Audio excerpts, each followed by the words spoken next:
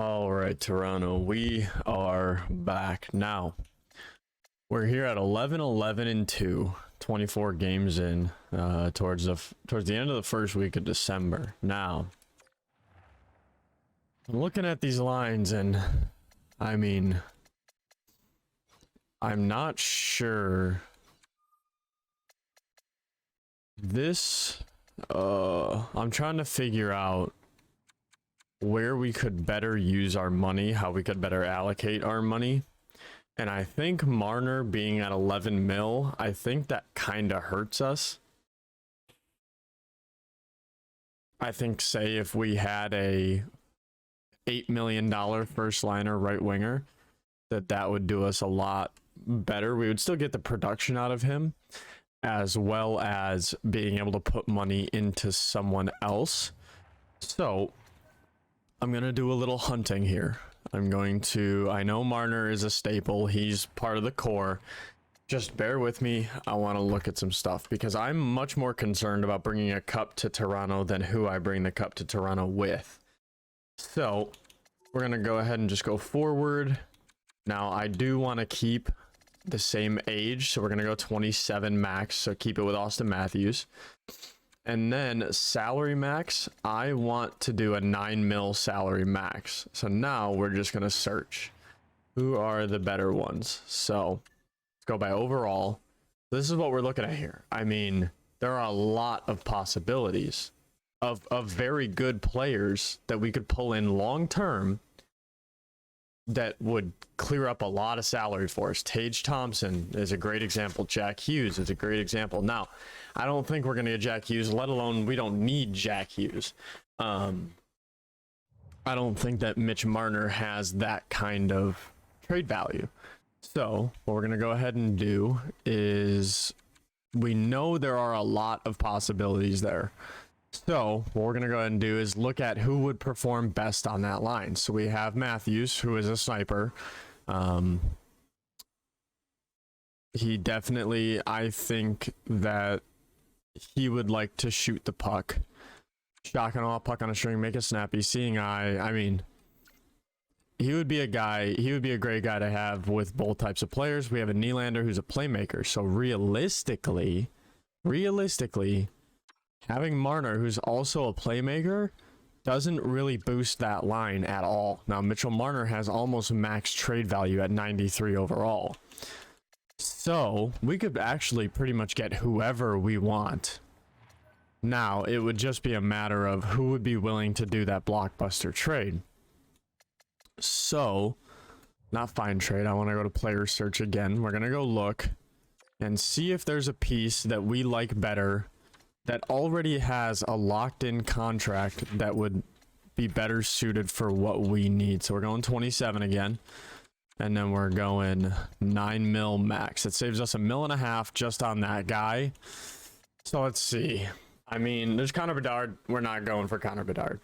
But we could have a pick at anyone else that we want. Now, I want someone who is already locked into a decent contract. Someone like a Jack Hughes, someone like a Tage Thompson. I think those would be great deals. Even a Clayton Keller wouldn't be awful. But to me, Tage Thompson is really standing out as that power forward. Great drives to the net. Nylander and Matthews aren't driving the net. We have one-timers, tape to tape, stick them up, and puck on a string. So, I mean, someone like Tage Thompson is someone I would definitely look at. We also have Andrei Svechnikov, but he's also a sniper. So I don't know if I would want to go that route. And we could honestly even go less. I mean, I'm not going Marty Necas because we just have to re-sign him right away for a hefty deal. Someone like Nick Suzuki, though, it's another playmaker. Dylan Cousins isn't even a bad option at 88-22. He might grow even more if he has a great year with one of them. Or with Matthews and Nylander. So he could even really grow. We're not going Kevin Fiala. Trying to see if there's anyone else on a decent contract. Sorelli. I mean, down here they would have to be young like Shane Wright so that they can grow really well. I mean, Shane Wright only has 2 X factors. So realistically, I'm thinking Tage Thompson. I'm thinking we grab up Tage Thompson. Looks like a really good deal to me. He's got 7 years at 7.1 million for a 90 overall. That is a great deal. They want Mitchell Marner, and we can get a decent amount back for him. So my other thing is there anyone else we could theoretically take on? We have 4 mil in extra cap space. So now that we made up cap space for him, is there someone else? So like another forward would honestly be what I would want to do. I would want to upgrade like a Bunting on that second line. I could definitely upgrade Bunting on the second line. Let's try it. So we're going to go Bunting. And then we want a second liner. So like a Skinner, a Tuck. These guys would be perfect. Skinner is way too high. But Tuck, I think we could manage. We're giving... And this is the other part is... We're lowering the salary of Mitchell Marner by over $3 million. Bunting, we're only increasing by 0.4. So we're still coming out on the better end of salary. Now... I mean, that trade would go through straight up, for sure. So, let's see. They want to give up some draft picks. Let's take a second. And then maybe, like, next year's second as well. Yeah, that looks good to me. Thompson, Tuck, and 2 seconds for Marner and Bunting. I like that a lot, actually. Let's try it. I think this will really help us out getting Alex Tuck on that second line instead of Bunting. He's only got 10 points. Tuck has 16. He'll fit much better with Pavelski. Yeah, let's try it. And we're getting 2 seconds back, and we're still getting an elite forward on the first line with Tage Thompson to play with Matthews and Nylander. Let's try it out. Trade accepted. There we go. All right, now, the one thing I think everybody is screaming at me for is that was an in-division opponent. We just gave an in-division opponent Mitchell Marner. Now, I agree. It might come back to bite us in the ass. It also might not. And Tage Thompson is now our point leader. So, go ahead and argue with those stats all you want. But we're going to go ahead, and we're at 11, 11, and 2.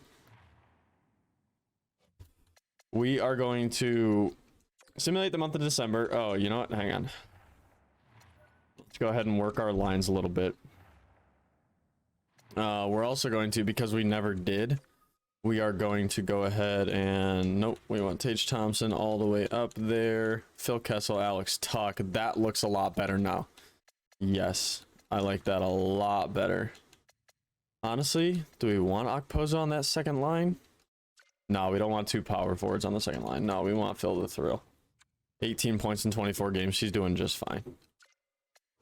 Yeah. That looks good. Okay. The other thing I want to look at is, yes, we did just replace some pieces, but I want to see how our power play has been doing so far. All right, so we are all the way down here at 7th, but we're at 24 points. We're only 8 out of a spot, like out of a guaranteed spot, so we're definitely not out of it in the slightest. Let's see, goals for per game. We're actually pretty high in our division. We're 3rd. It's the goals against. We're giving up too many goals. We're 3rd worst as well. So that is definitely where it's at. Our power play percentage, perfect. That's as good as it can get. Our penalty kill is the worst in the division. Now, we did just add Tage Thompson and Alex Tuck. So our penalty kill should get a little bit better. Let's see. So penalty kill. What?